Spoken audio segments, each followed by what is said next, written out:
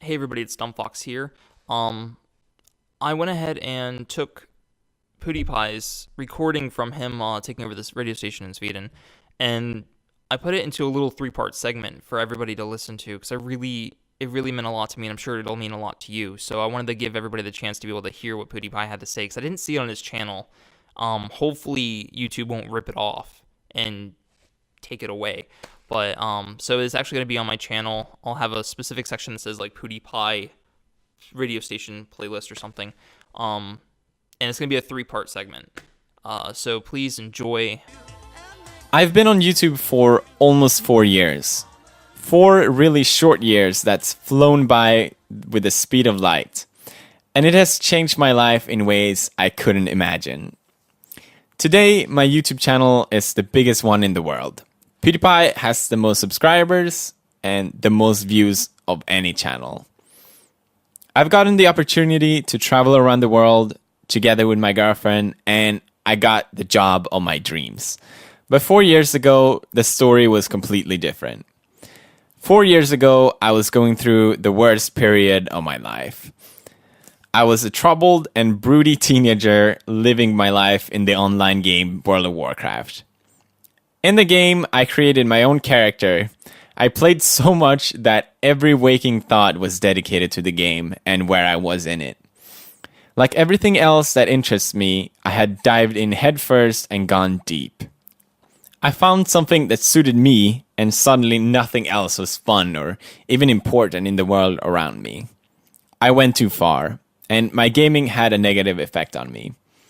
I became introvert and passive, a not uncommon effect among lost teenager, but not meeting actual people was not healthy for me. We thought we socialized when we played and hung out in the game online, but it couldn't replace reality. What if I could meet PewDiePie in my dark room then? Maybe then I could have actually bring myself to reply to my parents' constant and worried nagging about sitting home and play video games all day won't take you anywhere in life.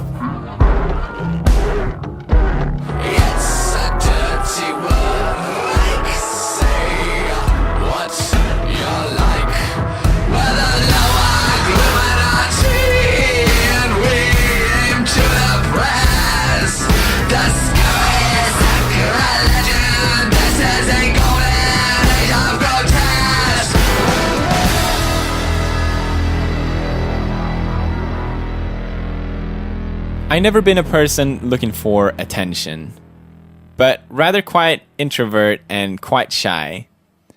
Once I actually find something that I like to do, I do it at 100%.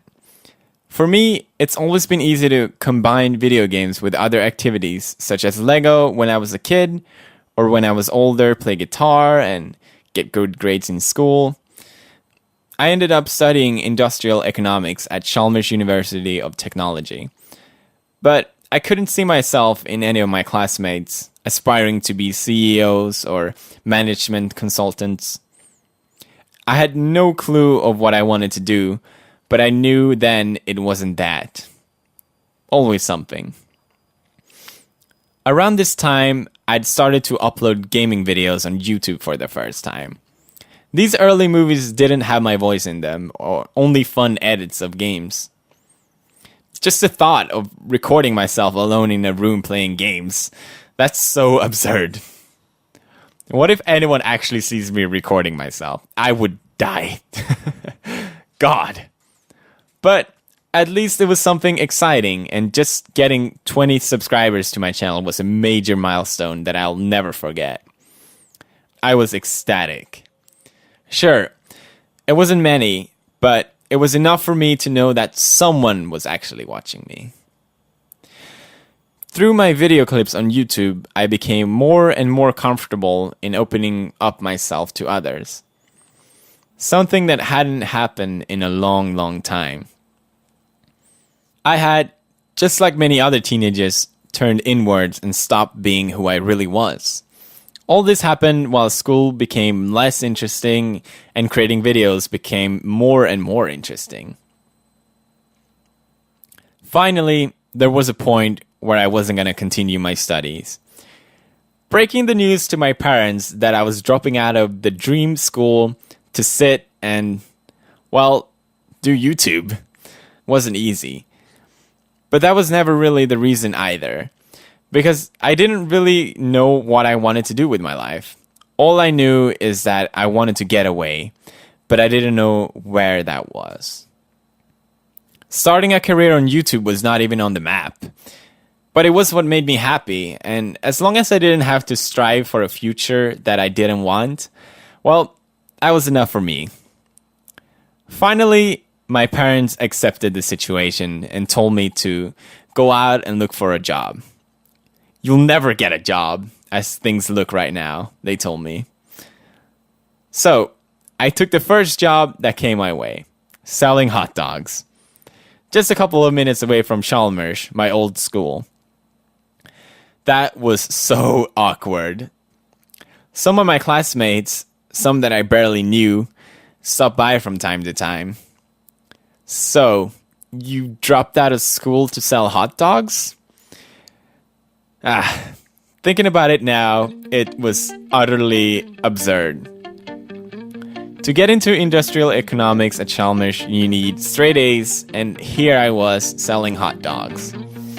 But somehow, I was happier than I've been for a long time. Why did you leave me alone in that black Calvinist hole? And you know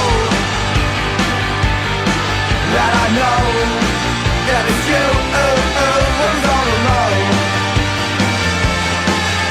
Out on the fringe we get high and unhinged, and the outcasts are in, pressing skin on the skin. High and unhinged, les savifab. The idea was that I was going back to school after a while, but thank God I didn't have to.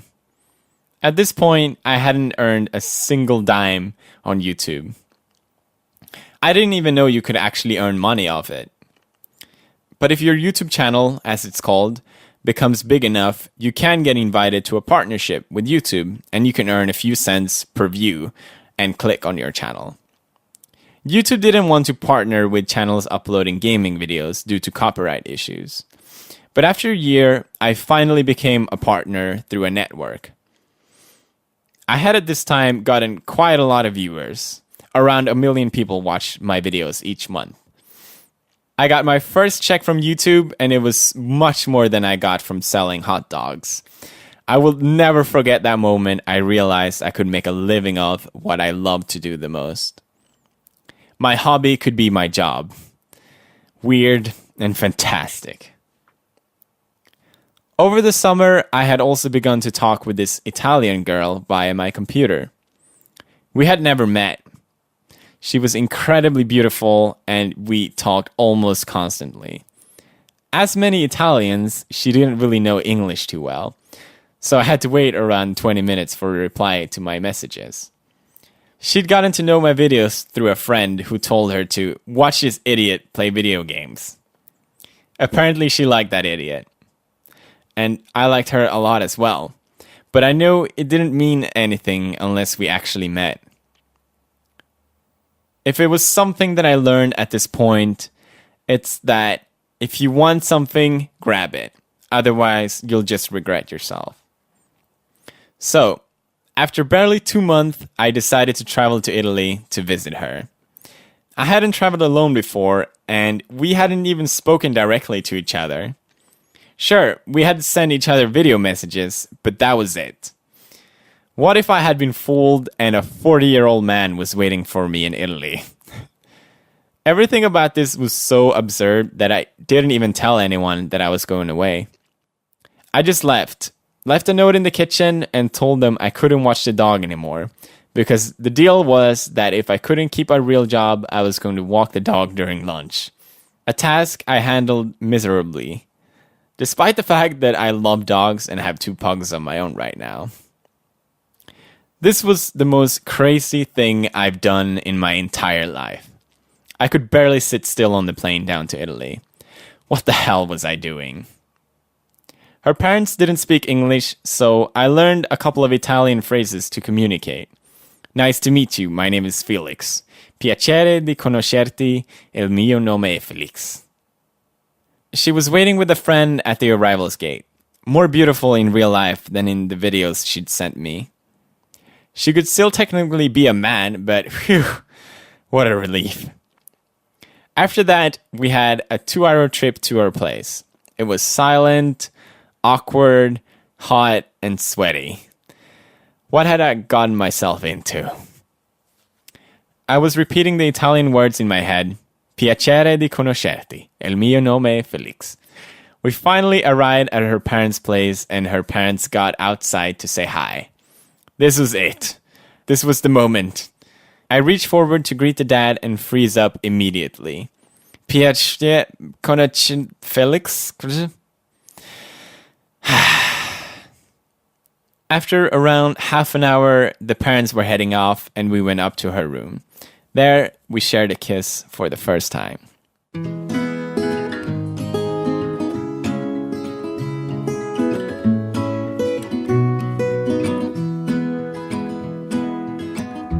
This is the first day of my life. I think I was blind before I met you. And I don't know where I am, I don't know where I've been, but I know where I want to go. First day of my life, bright eyes. In Italy, everything became clear to me. For the first time in my life, I was exactly where I wanted to be, doing exactly what I wanted to do. After 2 of the best weeks of my life, it was finally time to go home. At this time, YouTube was still in its early stages, and most things around it was badly kept. My paycheck was completely based on how many views my videos got each month, and I didn't even know who actually gave me the money I was paid. I didn't have a contact at YouTube or anywhere else, and the only thing I could do was to cross my fingers and hope for the best. But since YouTube now was work for me, I could put down more time and effort into it. And it gave results. My channel was growing, and it was growing fast. For me, the sky was the limit. I was gonna be the biggest. I never told anyone that, but that was always the dream. All the numbers and all the statistics pointed towards further growth. My fans was with me and was just as psyched as me seeing how the channel was growing and growing. The biggest name on YouTube had already millions of subscribers. It would take years for me to catch up to them, even more to become bigger than them. They also grew faster than me. My dream seemed impossible to reach. But after a while, hundreds of thousands subscribed to my channel. I realized that if my channel was going to continue to grow at the same speed, people not liking my videos would want to have their things to say. Trolls and haters would have room to voice their opinion. I'd seen how people on the internet handle critique and hate on their pages, especially many female bloggers that were very popular in Sweden at the time. Bloggers who'd started out with great confidence and were attacked and had to defend themselves, taking up more space online. Some of them broke, others changed, few had the energy and patience to hold their ground. But all of them had to defend themselves, stand their grounds instead of moving forward. Some of it might have been fun, sassy, or good for getting clicks, but it was often only a spiral, breeding more hate and something I didn't want to take part in. Earlier, it was just me and my fans living in a perfect harmony. Now there was my fans and people who didn't like what I was doing. I was turning into these young female bloggers. I thought I was ready for the storm, but the amount of hate you can get after posting one video online is overwhelming.